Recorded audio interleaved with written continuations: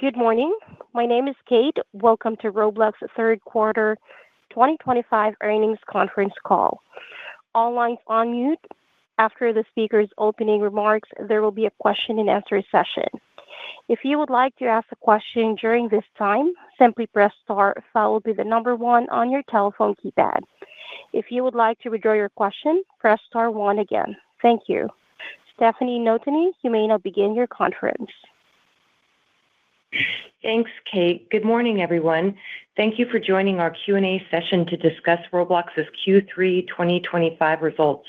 With me today is Roblox co-founder and CEO David Baszucki and our Chief Financial Officer Naveen Chopra. Our shareholder letter, SEC filings, supplemental slides, and a replay of today's call can be found on our investor relations website. Our commentary today may include forward-looking statements, which are subject to risk, uncertainties, and assumptions that could cause actual results to differ materially from those described in our forward-looking statements. A description of these risks, uncertainties, and assumptions are included in our SEC filings, including our most recent reports on Form 10-K and Form 10-Q. You should not rely on our forward-looking statements as predictions of future events. We disclaim any obligation to update these statements except as required by law.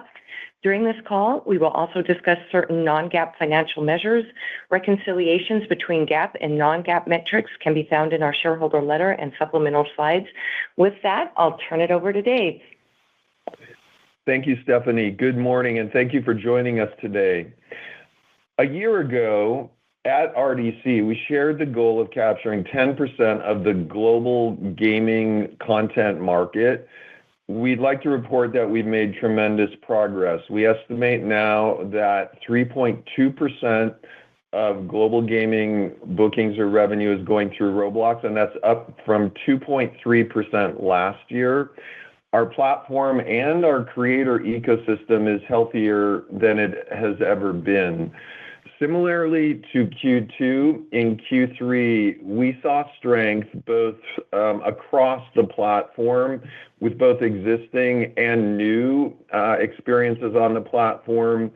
The number of experiences that have more than 10 million daily active users on the platform at some point during Q3 2025 hit 7, and that includes a lot of experiences we're all familiar with, as well as 5 that were created in the last 12 months. That's Grow a Garden, Steal a Brainrot, Brookhaven, 99 Nights in the Forest, Plants vs. Brainrot, Ink Game, and Blox Fruits.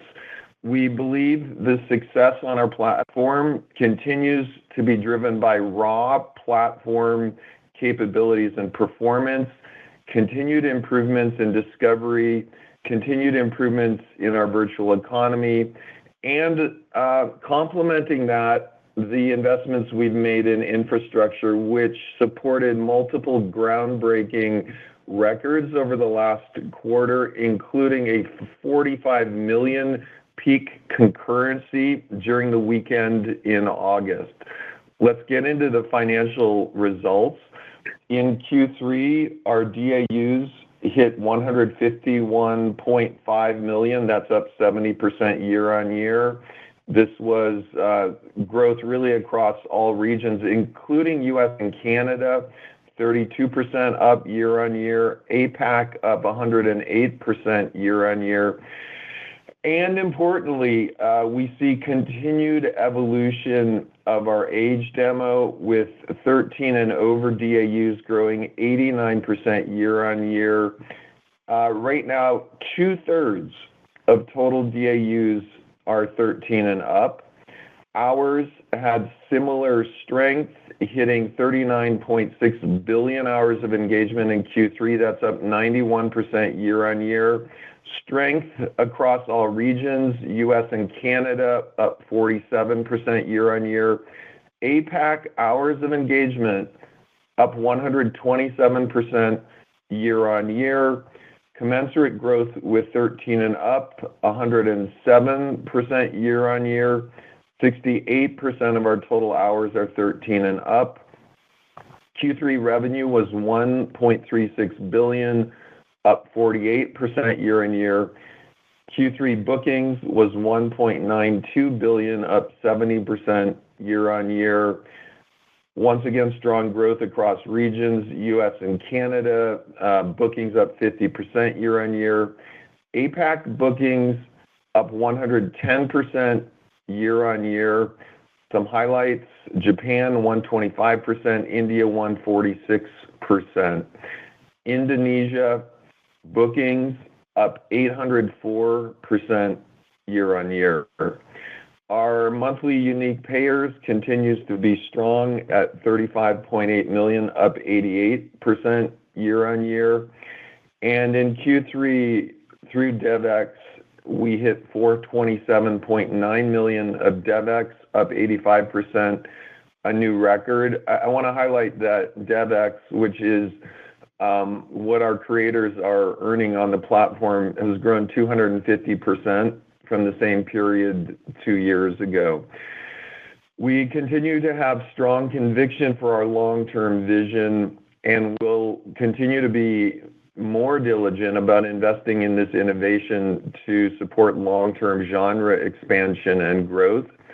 We've talked about genre expansion a lot over the last year. I want to do a few highlights here. We have a lot of technology that showed at RDC this year that's rolling out, including server authority and custom matchmaking, which will make Roblox more resilient and powerful for competitive genres like shooters, sports, and racing. We've already showcased avatar enhancement technology that is in the pipeline that we believe is going to really expand the look and feel of Roblox to higher fidelity and more lifelike avatars, and continued focus in raw performance on the platform, including tech like Harmony and Slim, which we believe is part of the future of high fidelity gaming, and the ability of our creators to make experiences that can run both on low-end 2 gig Android as well as really nice high-end gaming PCs. On discovery, we've continued really a commitment to transparency that we also believe is good for the company. And we shared the notion that we're sharing our discovery signals with our creators, making those transparent in their analytics dashboard. And we've highlighted that we're using playthrough rate, 7-day play days per user, 7-day intentional co-play days. So our creators can see exactly what we're using to make recommendations. We continue to see discovery highlight new hits. For example, in Indonesia, Fish It has become extremely popular, and we believe our discovery system has helped promote that. I would also highlight our content ecosystem continues to be strong with what have now become perennial successes like Brookhaven, Adopt Me, and Blox Fruits, which all continue to draw strong engagement. And some of our hits from last year, like Rivals and Dress to Impress, continue to launch active and successful updates. Really important, at RDC, we announced an 8.5% increase to the DevEx rate. Creator earnings surpassed $1 billion in the first 9 months of 2025. Also in support of our creator ecosystem, we've launched our IP platform, which we believe really is the future way to allow IP holders and creators to connect without all of the complexity of handcrafted individual one-on-one contracts. And want to highlight IP owners like Mattel and Kodansha have joined that platform. And we recently announced and launched Roblox Moments, which we believe is an additional innovative discovery surface for our creators. Now, in addition to all of this, I want to make a couple highlights on some of the areas of tech we've been really working on before I hand over to Naveen. First, really safety, which has always been a top priority for us and foundational to everything we do at Roblox. Just yesterday, we announced a partnership with the AGA, the Attorney General's Alliance, on a child safety coalition. Stay tuned with this. We believe there's a wonderful opportunity to share and develop what we believe is going to be the industry standard in communication for social and mobile apps, including our commitment by the end of this year to use AI-based facial age estimation to estimate the age of everyone on our platform and to use that to gate who uses communication technology and help route who can communicate with who, even in addition to what we already do, which is filtering of all text and no image sharing on Roblox. We believe as new technology rolls out, it allows us to harvest and use this technology for continued advancements in safety and civility. We've also released over 100 innovations this year in our safety and civility group, including an announcement that we're going to be adopting IARC, an International Age Rating Coalition rating, over the next few quarters. And we've raised our minimum age for restricted content to really the global standard of 18 years old. I want to highlight we do run stricter than typical industry policies on Roblox. We believe it's an essential strategic investment to how we run the company. And as we roll out facial age estimation, we really do believe this is going to add long-term value creation for shareholders, even if there are any short-term headwinds from that rollout. On the AI side, we are now up to running over 400 AI systems inside the company. These are core within safety, discovery, and creation, highlighting a few things that we've shipped so far. Our Cube 3D model, which we shipped earlier, is really going to come to life over the next 1 to 2 quarters as this goes live in multiplayer mode for everyone on the platform.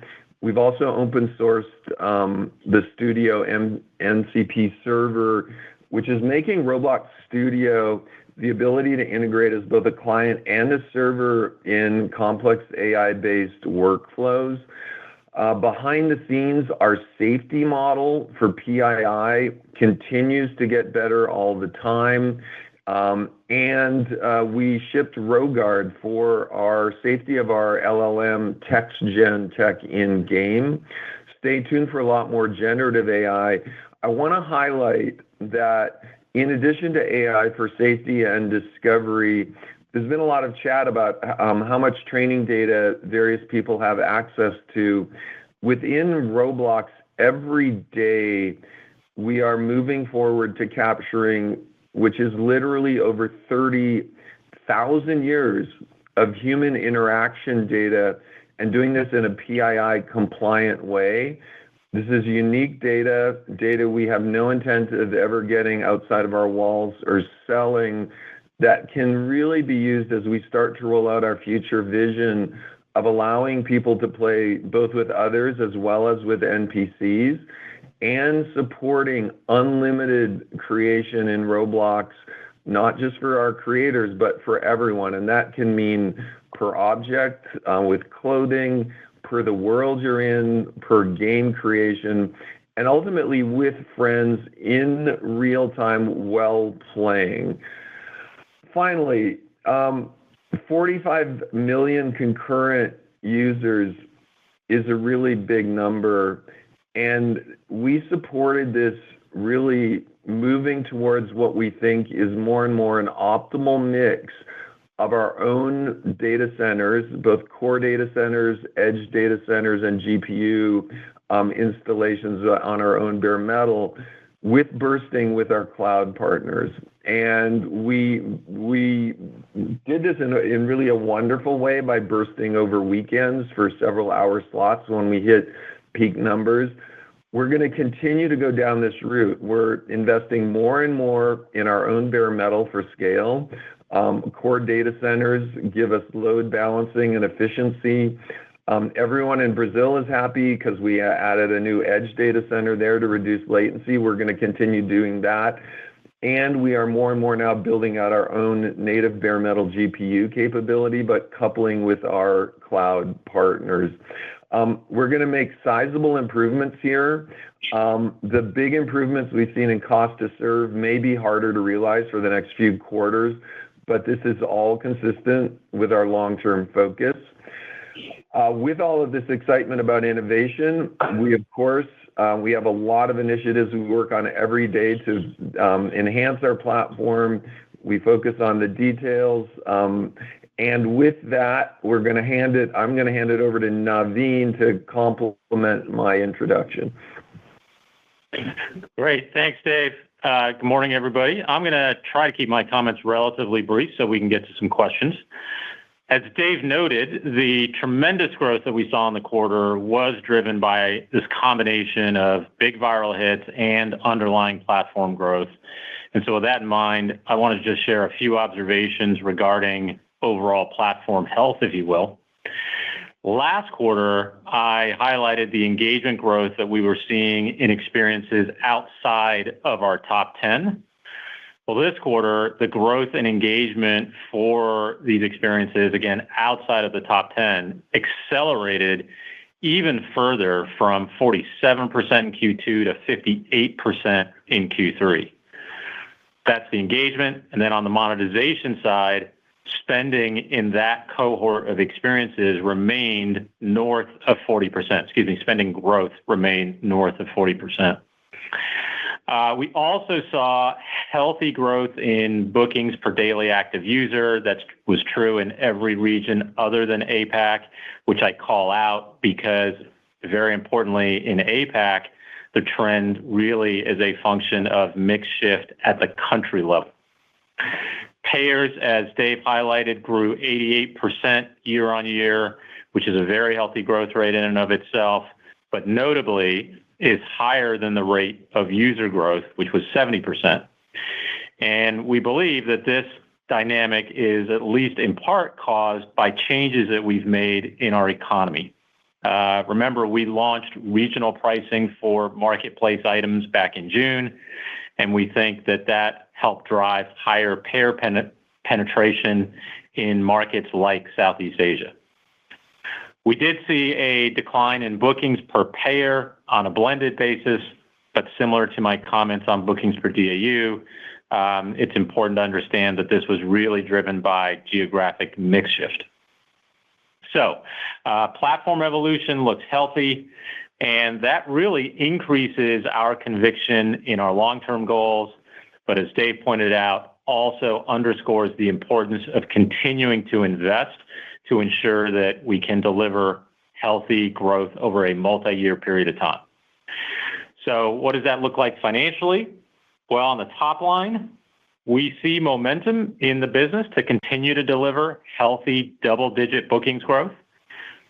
We think that'll be aided by the launch of a number of the key technologies Dave touched on that will roll out in late Q1 and early Q2 of 2026.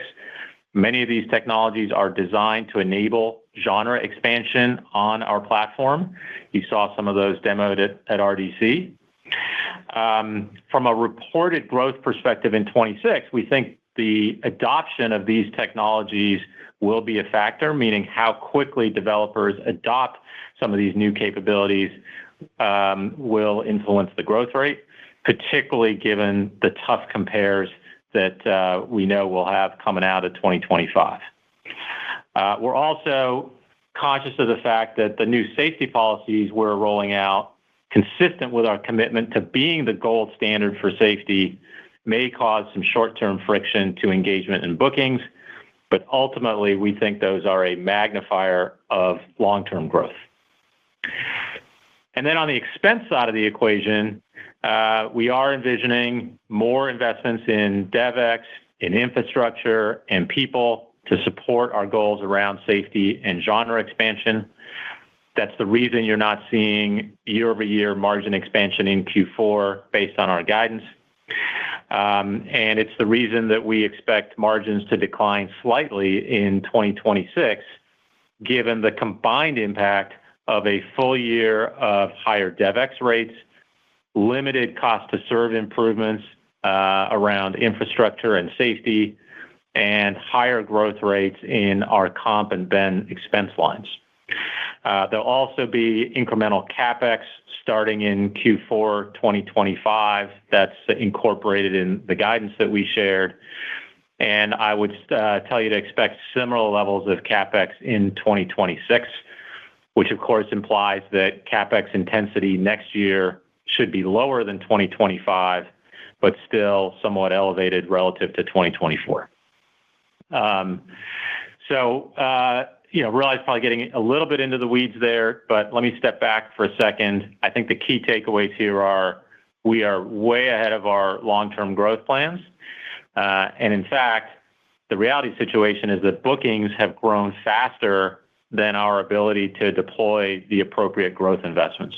And that means you're going to see some slight margin compression as we catch up over the next few quarters. But I think those investments really should give everyone even more confidence in our ability to continue to deliver sustainable long-term growth. So hopefully that's some helpful color both on what we're seeing and what we're expecting. And with that, I think we'll open the line for questions. Thank you. At this time, I would like to remind everyone, in order to ask a question, please press star, then the number 1 on your telephone keypad. We'll first go to Matthew Cost at Morgan Stanley. Your line is open. Good morning. Thanks for taking the question. Dave, I want to start on AI. I mean, just when I look at your infrastructure plans, clearly you're very excited about putting, GPUs and more data center power behind what you're doing. Tie that back to what the user experience or the games on Roblox are going to look like in this world that you're building towards. When you think about what Cube is capable of, what will real-time content generation and what you're calling 4D content creation mean for Roblox experiences and for engagement over the next couple of years? And then I have one for Naveen as a follow-up. Thank you. Matthew, great question. And this is a fun one to answer. It also highlights the just enormous future technical innovation we have right looking in front of us. We have shared publicly at RDC and others really a vision of what the ultimate spec for Roblox should be. And that ultimate spec should be creator decides everything from fun anime look and feel all the way up to photorealism. Anywhere from 1 player to 100,000 people at a concert simultaneously. The ability to use AI to do real-time modification of that world, everything from a piece of clothing to really 100,000 people with a dungeon master modifying the whole environment in real time. A mix of true human players, NPC players all together. Doing this with a very tight eye towards efficiency and cost because we're a freemium platform. Ultimately, doing this on everything from a 2 gig RAM Android device to a high-end gaming PC. So that is an amazingly complex spec. What you're going to see coming out soon with Cube 4D is real-time generation in experience in multiplayer, not just of static objects, but of complex objects, vehicles, weapons, other types of things that user can interact with in multiplayer. More of that to come, more AI supporting the stack everywhere, but we're marching as quickly as we can to that really big visionary spec. Some of the gameplay that we will see, we do not know what it is. We've seen that historically on Roblox more and more as we both cover new and existing genres in a predictable way, along with new types of games. I would highlight Dress to Impress was an example a year ago where the raw technology we were building to support more traditional gaming allowed the creation of a whole new genre. So stay tuned both for more coverage of existing genres at higher performance as well as of now, unthought of types of gameplay. Before going to the next question, I would like to remind everyone, if you have a two-part question to ask upfront because the line will be muted. We'll move next to Brian Pitts with BMO Capital Markets. Your line is open. Thanks so much. Dave, you mentioned increasing the DevEx rate by 8.5%, putting more economics into creators' hands. However, at the same time, if you look at competing UGC platforms like Fortnite, they're also offering very attractive economics to try to win over creators to build a mirror UGC platform. How do you think about the need to continue driving economics towards creators to help fend off any competition from other platforms that either are currently in development or could be coming in the future? Thank you. Hey, great question. I do want to highlight, generally at Roblox, we run the company by looking to the future and not looking over our shoulder.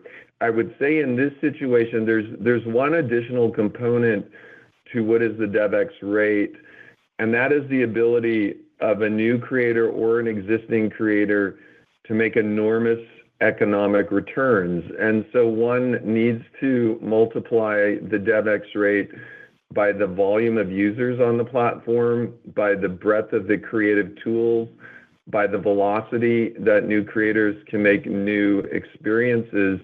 And in the end, that's how I believe and we believe creators analyze the situation, not simply by the DevEx rate.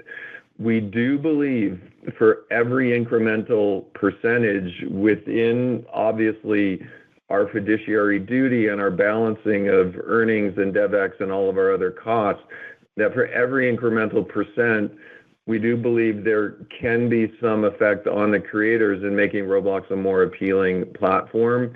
It ends up at the highest level, making us think about our company where we want our COGS to be as lean and as efficient as possible, our personnel costs to be as lean and efficient as possible, our infra, trust and safety costs to never compromise, and at the same time to be run as thoughtfully as possible.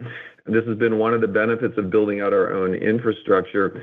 And then finally, being very thoughtful on how much we move back to our creator community relative to our own cash flow. So I think it's much bigger than kind of this one-to-one comparison. And that's really long-term, we want to move as much money in a prudent and thoughtful way while always being responsible for trust, safety, and our earnings to the creators.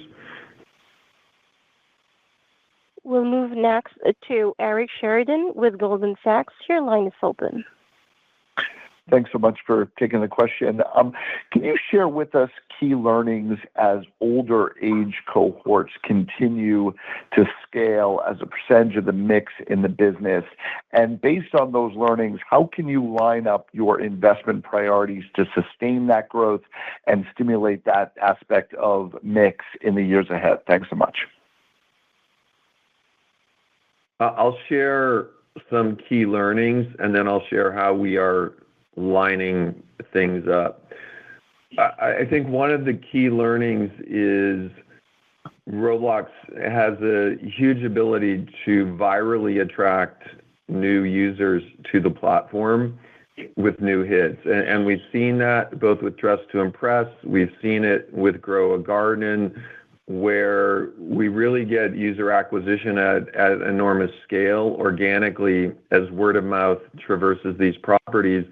We've also seen with new types of gameplay, once again, use those two as examples, that older players are excited and interested in that. If anything, as we look at the global gaming market space, which is, estimated anywhere, I won't make the exact estimate, but numbers between 180 and 200 billion, we see all of the existing genres, and we've been able to align those genres with our technical roadmap. As we shared before, a lot of our technology we believe is going to support sports. A lot of our technology will support racing. Some of the new technology we're working on is going to make RPGs better. Some of the technology we're working on now, we believe we're going to see more and more avatars on Roblox that have a much bigger diversity, just as we see in the gaming ecosystem as a whole, relative to what we have on Roblox. And so we can use that to guide our technical roadmap, but I would highlight we're not copying. We are envisioning satisfying those technical constraints while at the same time building a platform where the exact same experience can run on 2 gig RAM Android in a very difficult networking configuration, and at the same time look absolutely amazing on a high-end gaming PC, eliminating really kind of this void between mobile and desktop and console. We also believe the future of platforms like Roblox is much more cloud integrated, such that AI and generative AI is always available in the experience for all creators. So we are able to align a bit both our own vision as well as what are all of the current genres in the gaming ecosystem and make sure we line up with that. So that's, we're optimistic there's a lot of growth ahead of us in some of these genres where we're not fully at 3% of the global gaming market right now. We'll move next to Jason Bazinet with Citigroup. Your line is open. I just had a question on the shareholder letter. I think in your 23 Investor Day, you laid out 20% plus bookings growth from 25 to 27.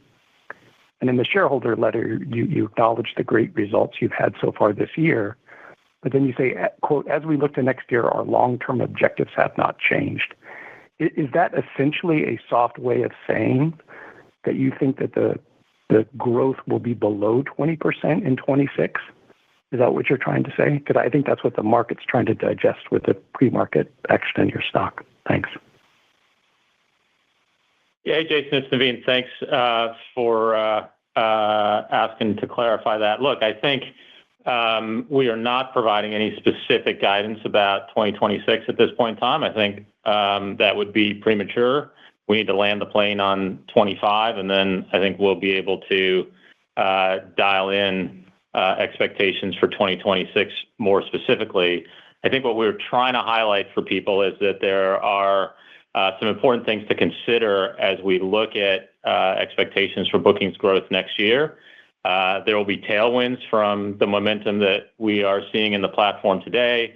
There will be tailwinds from a lot of the tech that's going to be hitting the platform in the first half of next year. But there could also be potential headwinds, obviously from the tough comps, and then potentially from some of the new safety policies that we are going to be rolling out. We don't think any of that changes where we expect this business to be, over the next several years. But I think it is too early to put any specific numbers around 26 at this point in time. We'll move next to Cory Carpenter with JP Morgan. Your line is open. Thanks for the question. Naveen, maybe building on that, you did not mention advertising as a potential tailwind next year. So just curious what your early learnings have been in rewarded video. How big of a push or priority do you plan to make that in 2026? Thank you. So I think consistent with some of the comments we've shared recently around advertising, we remain very bullish about the long-term opportunities there, though we are cautious about the near term because we want to make sure that we get it right. And as you've heard at RDC, we are now rolling out rewarded video on sort of a limited basis. I think we pointed out in the shareholder letter, we now have over 140 creators onboarded. What we have learned from that is that we want to be very thoughtful and diligent with those creators about how we integrate rewarded video to make sure that it works for them from an engagement and a monetization perspective, that it works for our users in terms of the experience, performance, et cetera, and that obviously we are representing our advertisers in a high quality way. So, there's still a lot for us to do on that front, and therefore not something that we would call out as a major contributor in the short term, but something that is going to be a key part of our business as we progress over the next few years. We'll move next to Ken Gorelski with Wells Fargo. Your line is open. Thank you. Appreciate it. Could you talk a little bit about the various genres, and how do you think about the recommendation engine, which has been clearly very successful in kind of surfacing new hit games? Could you talk about how you're pushing more diversity of genres and to make sure that that there's enough experiences out there? And is this a concern? Are you worried at all a little bit about a more concentration in certain types of genre games or in certain game mechanics? Thank you very much. Hey, great question. And part of my intro was to highlight that diversity on the platform with 7 titles over 10 million DAUs at some point during the quarter and 5 of them new. One of the way we have been thinking about discovery, there's 2 big areas of it. One is we're not trying to optimize the short term. We are trying to optimize the long-term enterprise value of the company. And we're also trying to optimize ecosystem health in addition to what we put in front of users, which really does mean surfacing new creators and new genres side by side.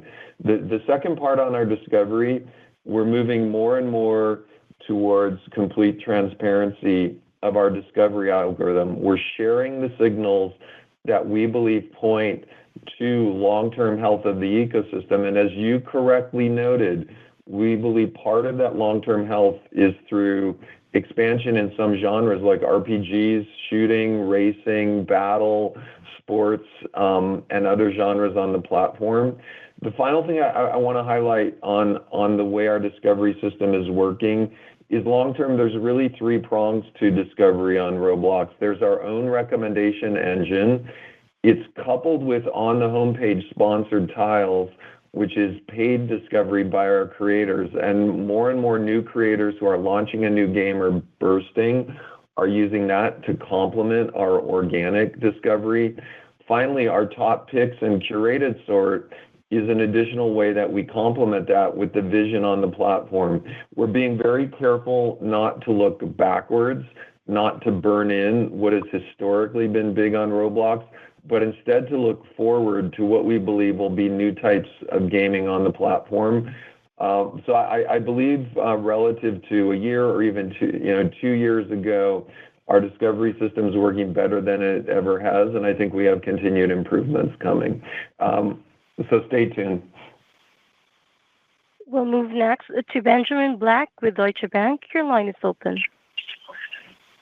Good morning. Thank you for taking my question. So, just touching on the growing number of experiences that are eclipsing 10 million users. So, with the growing data set that you have on user engagement, DAU behavior, does the discovery model just get increasingly smarter at recommending content? So I guess the question is, are you starting to have a real data moat in discovery? And then, Naveen, over the past couple of quarters, we've seen a divergence in hours engaged growth and bookings growth. Could you just help us understand sort of why this is happening? Is it easy as sort of a mix shift towards low monetizing experiences or low monetizing regions? And if so, how should the relationship between those 2 evolve from here? Thank you.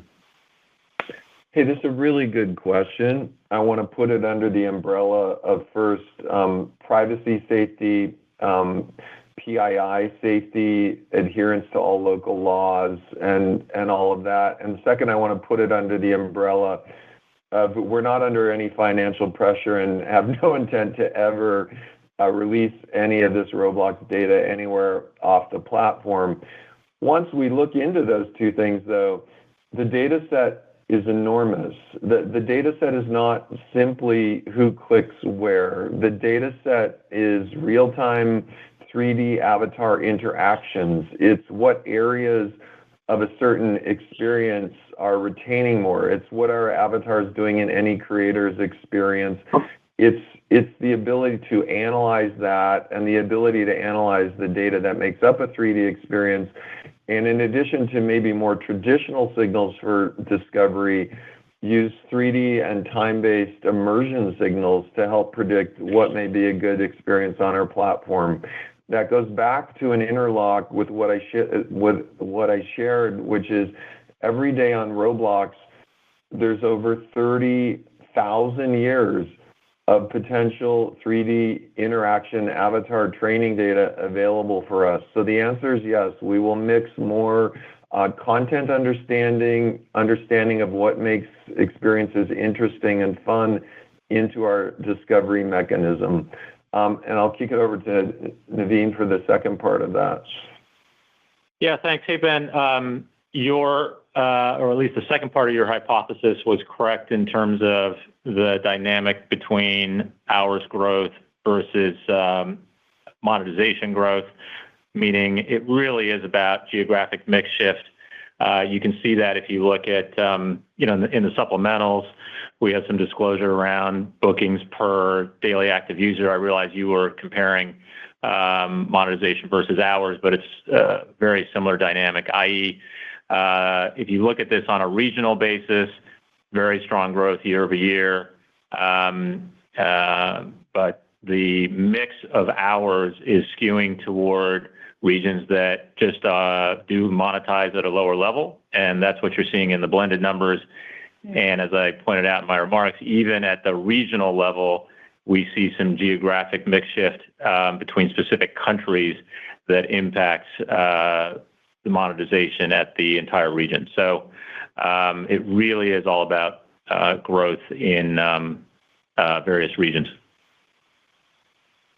We'll move next to Omar Dessouky with Bank of America. Your line is open. Hi, Omar Dessouky. Thank you. Hi, guys. So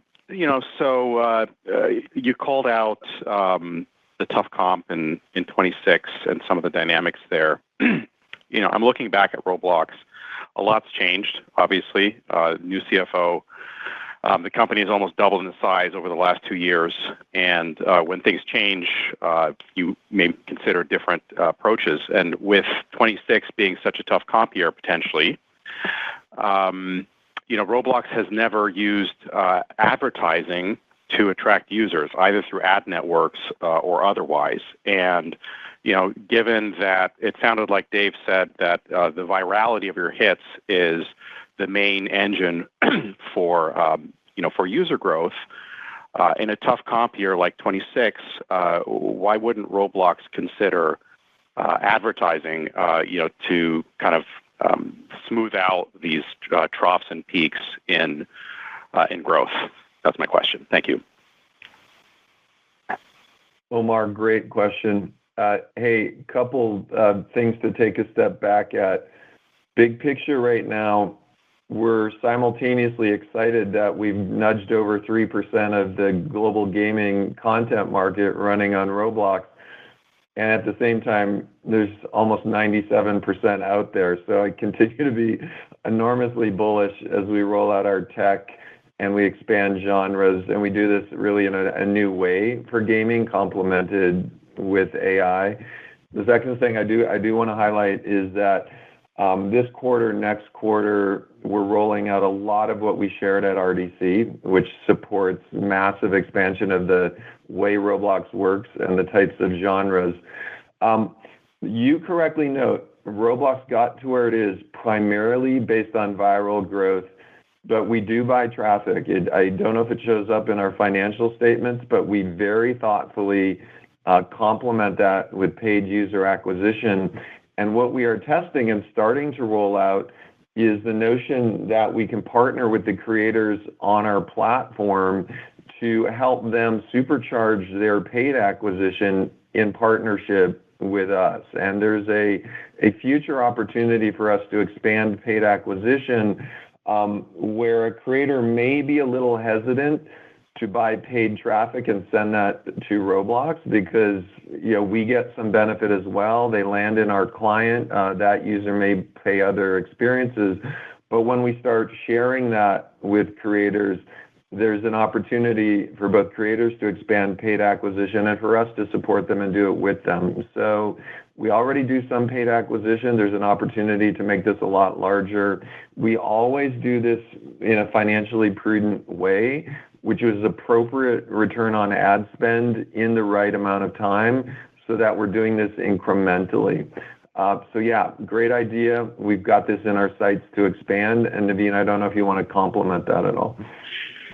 No, I think the only thing I would say is that in terms of overall scale of what we're spending on growth marketing, it is still very modest, and we rely on the tremendous organic growth that the platform still has.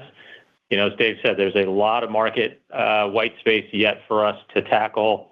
When we added, close to 40 million users relative to Q2. So the organic growth engine is working really well, and that will still be, I think, the primary driver of growth. But there are some very interesting things that we can do, as Dave described, in conjunction with our devs to promote some of the content that is coming to the platform, which is consistent with our goals around genre expansion, content diversity, content velocity, et cetera. So looking forward to continuing to experiment with that. Time for one last question from Clark Lampen with BTIG. Your line is open. Hey, thanks very much for taking the questions. I'll try to make these quick ones. Dave, you talked about making the platform more attractive to the creator community. Over the last 2 quarters, we've obviously seen a really big spike in users. You've invested in developer exchange fees, tech, the platform. We obviously have a very good view into user growth, but a little bit less so on the developer side of the ecosystem. Has dev growth essentially held serve with users in a way where we could think about that sort of growing proportionate to DAUs, and maybe just take that a step further for Naveen? If we think about that, and sort of the elasticity of growth and engagement, we've been through investment cycles in the past. This one feels a little bit different because it's AI oriented. Is there a reason to think that the yield on some of these investments, if we are seeing proportionate growth, could be a little bit more immediate, and is that reflected in some of the comments around 26? Thanks a lot. Okay, I'll go first, and then I'll hand it over to Naveen on the yield side. At RDC, and I don't know if we publish as part of this earnings, there's one spec or stat that we constantly share, which is some averages around top 10, top 100, top 1,000 devs and their year-on-year growth in bookings and engagement. And we continuously see, I would say, a flattening of that tail where the top 1,000 looks very, very healthy. So I think we're in a very healthy zone still. We continue to flatten that curve. We have many, many more creators making a living or making $1 million or making 10 million on the platform, and that all is continuing to grow. I believe we can extrapolate to the future, which is our vision of having 10% of that global gaming bookings running through our platform, and that gives a little bit of a perspective of what we would hope happens to that wide range of creators on the platform. Just one highlight on infrastructure. We continue to highlight the movement to supporting our own bare metal data centers, both for core, edge, and AI, and complementing with Burst. This has been part of the key to our efficiency, and I'll let Naveen speak on the yield of these investments as we get into that. Yeah, I think the way to think about, call it the payback period on these investments, is that there are a variety of things that we are doing that we will start to see the fruit relatively quickly. There are others that are more long-term in nature. The AI stuff in particular, there's a lot of AI investment that we've already made. You heard Dave talk about some of the benefits we're already seeing around discovery, economy, et cetera. So I view those as having relatively near-term payback. There are others that are going to be longer term, and quite frankly, it's going to take us a little while to roll out the CapEx to train and ultimately deploy these models. to move them onto our own metal, as you heard Dave describe. So those are not necessarily going to have as immediate of a payback, but I think it's fair to say we're already getting benefit from a number of the investments that have been made on this front, call it in 2025 and increasingly in 26 and beyond. I think that's our last question. So thank you all for joining, and then I will turn it back to Dave for any closing comments. Hey, just want to once again thank you all for your support and your insightful questions today. We look forward to continuing to innovate in our quest to have 10% of global gaming on the platform. Thank you all. Thank you. And that concludes today's conference call. Thank you for your participation. You may now disconnect.